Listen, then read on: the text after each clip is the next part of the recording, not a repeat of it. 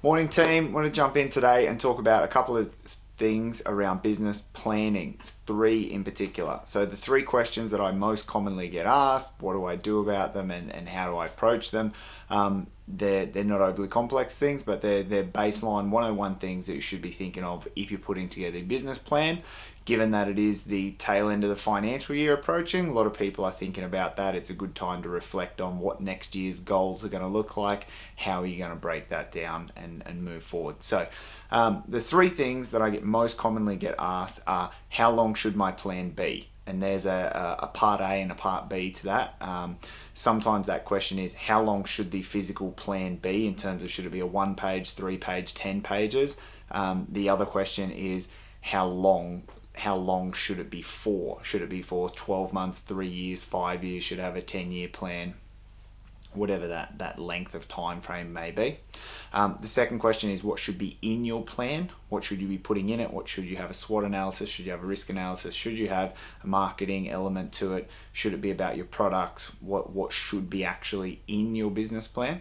And the last piece is, what should you get out of your business plan? What are you going to get out of it? How can it actually help me? So I'm going to take a moment to run over those three questions for you today, give you a bit of insight how I would answer them, and if there's anything in there that's valuable to you, fantastic. Throw it to your friends, let them know. Like I said, if this is a time of the year where you are refreshing your plan, looking at what you're going to focus on, a couple of insights in here that'll be beneficial for you. So first thing, how long should your plan be for? And in terms of how long should you be planning for? I like to spend 80-20 rule, 80% of your time focusing on the next 12 months. It's great to have, and the way that I describe this is, think about as long as you can out into the future. So if you're somebody who has a really clear vision on their business and you can see where you want to be in the next 5, 10, 15 years, maybe you're at a point where you've got a retirement / exit strategy coming up. That can be something that's a few years out that you look at. But what I have found is the vast majority of people aren't thinking that far ahead. 2 to 3, maybe 5 years is stretching it for a lot of people.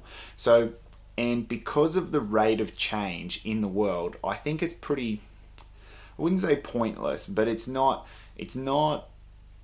productive to spend 80% of your time thinking about that down the future path. So I definitely value thinking as far forward as you can, but then bring it back and spend 80% of your time looking at what are the moves that you're going to make in the next 12 months that are going to really make an impact towards that end goal. Because it's not that's where you get your best impact for your time. So 80-20 rule, 20% of your time going, where do you want to be as far out as you can? And if that's 3, 6, 10 years out, absolutely fantastic. If that's 6 or 12 months away because you're in a bit of a jam and you're making some tough decisions there, then fine, no troubles at all. But spend 20% of your time as far out as you can, and then bring it 80% back to what is going to give you the impact. What do you have the resources to do in the next 12 months? And break that down a little bit further and go 3 months, 6 months, 1 month / what are you walking out of this room and doing now? So that's the way that I try and focus through that, because otherwise you just get caught up in a bunch of airy fairy ifs, buts, maybes. There's 55 different dependencies, and who knows what's going to happen in the next 12 months, let alone the next 3, 5, 10 years. So I see your best bang for buck in terms of productivity, time focus, looking at what are the moves you're going to make in what would be considered the short to medium term. How long should your business plan be in terms of, is it a 1 page, 3 page, 10 pages? It's a bit of a lawyer answer to the question. It's as long as it needs to be. All of the business plans, I typically write 2 to 3 business plans a month for various customers.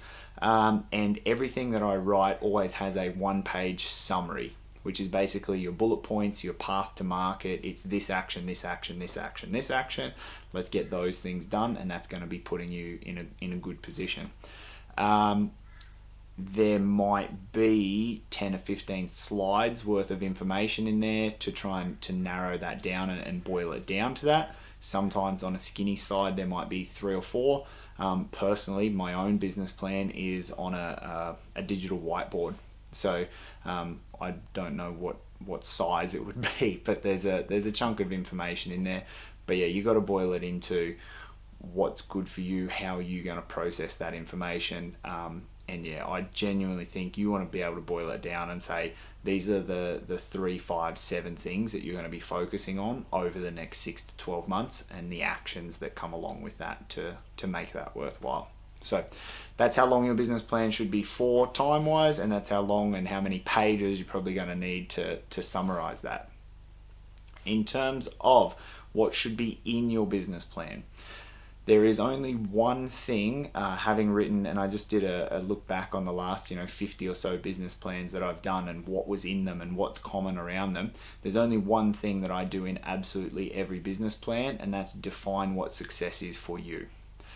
There is no, one of my pet peeves around this is that, your business has to be something. Your business has to be what's good for you. I'd describe it as 3 rules. What is it good for you? Is it good for your customers? And is it not going to get you in trouble with the law? If you tick those 3 boxes, it's good.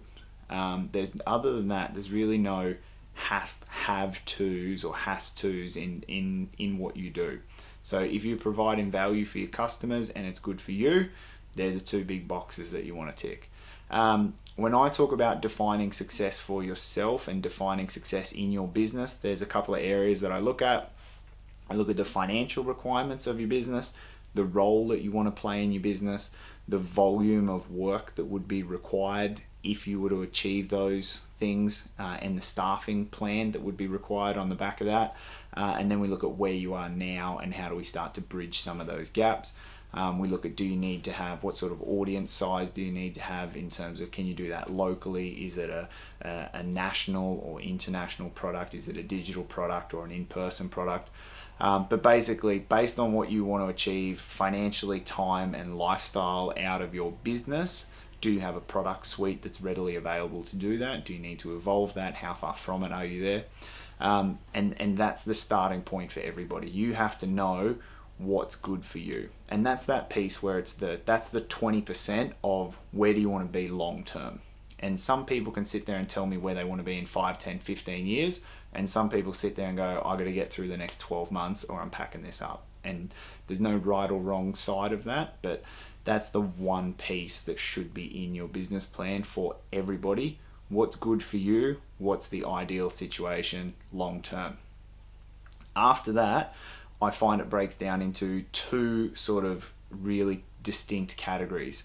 If you're in a position where you need to bring volume into your business because you're operating below your optimal or ideal profitability point, then your business plan is going to be very heavily around product, customer, value proposition. How are you going to get more customers in the door?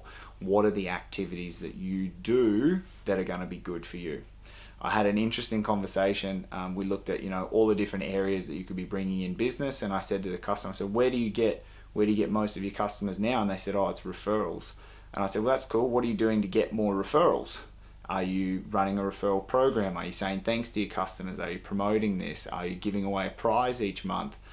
And none of those things were happening, but all the focus was on Facebook and social media and different bits and pieces. You have to be focused on where your customers are coming from. So that's potentially a side of it.